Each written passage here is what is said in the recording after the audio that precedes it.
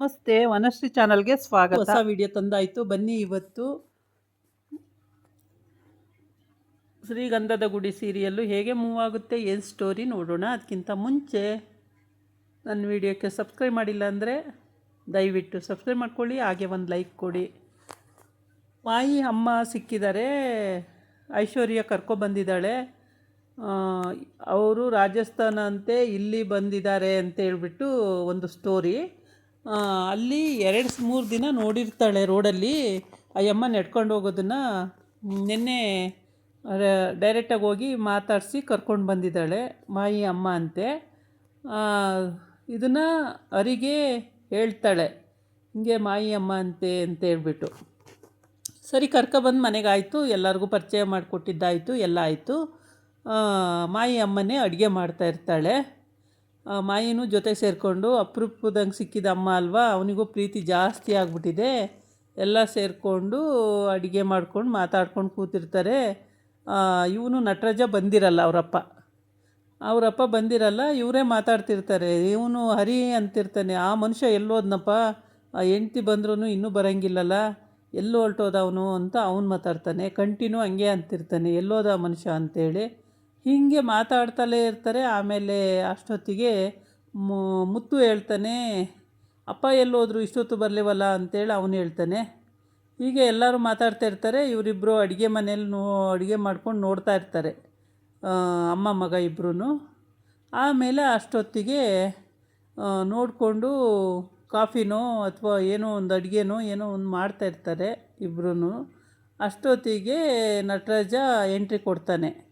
Nataraja entry ಕೊಟ್ಟ ತಕ್ಷಣ ಅಮ್ಮ ಮಗ ಇಬ್ಬರೂ ಆಚೆಗೆ ಬರ್ತಾರೆ, ಲಿವಿಂಗ್ ಹಾಲಿಗೆ. ಅಂದರೆ open kitchen, open room, open ಹಾಲು ಕೊಡ್ತಾನೆ.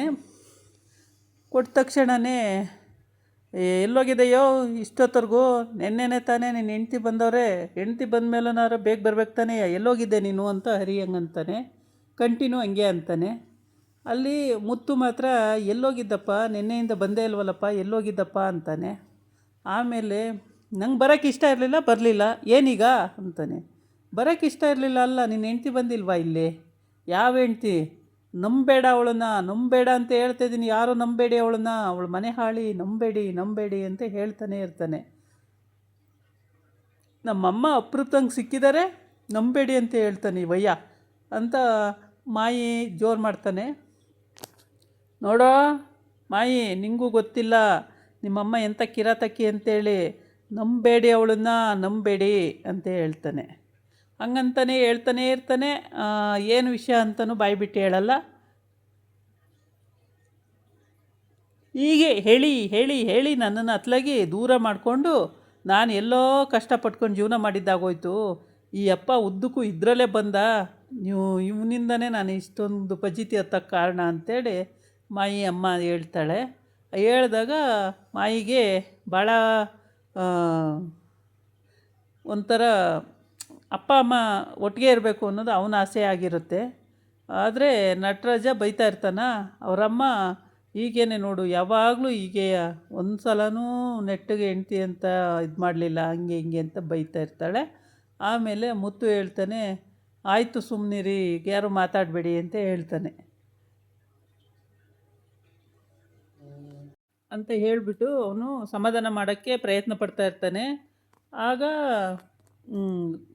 ಇವನು ನಟರಾಜ ಹೇಳ್ತಾನೆ, ಯಾವ ಕಾರಣಕ್ಕೂ ಅವಳನ್ನು ನಂಬೇಡಿ, ಅವಳು ಮನೆ ಆಳಿ, ಅವಳು ಹಂಗೆ ಅವಳು ಹಿಂಗೆ, ಅವಳು ನನ್ನ ಜೀವನನೇ ಹಾಳು ಮಾಡಿದ್ಲು, ಆ ಥರ ಈ ಥರ ಅಂತ ಏನೇನೋ ಹೇಳ್ತಾನೆ. ಅವೇನು ಇವನು ಬಾಯಿ ಬಿಟ್ಟು ಹೇಳೋವರೆಗೂ ಅವ್ರಿಗೇನು ಗೊತ್ತಾಗ್ತಿಲ್ಲ. ಇವನು ಯಾವತ್ತು ಹೇಳ್ತಾನೋ ಅವತ್ತೇ ಗೊತ್ತಾಗುತ್ತೆ. ಒಟ್ಟಿಗೆ ಬರೀ ಇದನ್ನೇ ಹೇಳ್ತಾನೆ, ಮುಂದಕ್ಕೇನು ಹೇಳಲ್ಲ. ಸರಿ ಅಂತ ಹೇಳ್ಬಿಟ್ಟು, ನಿನ್ನೆ ರಾತ್ರಿ ಯಾಕಪ್ಪ ಬರಲಿಲ್ಲ ಅಂದರೆ, ಬರಬೇಕು ಅನ್ನಿಸ್ಲಿಲ್ಲ, ಬರಲಿಲ್ಲ, ಈಗೇನೀಗ ಅಂತಾನೆ. ಇವನು ಲಾರಿ ಅಂತಾನಲ್ಲ, ಎಲ್ಲೋ ಲಾರಿ ಕಡೆ ಹೋದಾಗ ರಾಜಸ್ಥಾನದಲ್ಲಿ ಎಲ್ಲೋ ಈ ಅಮ್ಮನ ಮದುವೆ ಆಗಿರ್ಬೋದು, ಮದುವೆ ಆಗಿ ಮಾಯಿ ಹುಟ್ಟಿರ್ಬೋದು, ಮಗ ಕರ್ಕೊಂಡು ಬಂದಿಯಾನೆ. ಆಮೇಲೆ ಹುಡ್ಕೊಂಡು ಬಂದವಳೆ, ಇಲ್ಲಿ ಮನೆಗೆ ಬರೋಕ್ಕಾಗಿಲ್ಲ, ಎಲ್ಲೋ ಒಂದು ಮನೆ ಮಾಡ್ಕೊಂಡು ಅಲ್ಲಿದ್ದಾಳೆ. ಆ್ಯಕ್ಚುಲಿ ಇವಾಗೆಲ್ಲ ಗೊತ್ತಾಗಿದೆ, ಮನೆ ಕರ್ಕೊಂಡು ಬಂದಿದ್ದಾರೆ. ಅದಕ್ಕೆ ಅವಳನ್ನ ಕಳಿಸ್ಬಿಡಿ, ಮನೆಗೆ ಯಾಕೆ ಕೂಡಿದ್ದೀರಾ, ಕಳಿಸಿ ಅಂತೇಳಿ ನಟರಾಜ ಬಡ್ಕೊತಿದ್ದಾನೆ.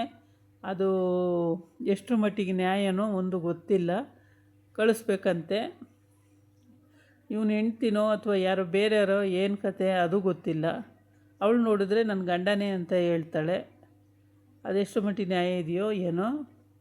ಈ ಕಥೆನ ಎಲ್ಲೂ ಸ್ಕಿಪ್ ಮಾಡ್ದಂಗೆ ಪೂರ ನೋಡಿ, ನಿಮಗೆ ಅರ್ಥ ಆಗುತ್ತೆ.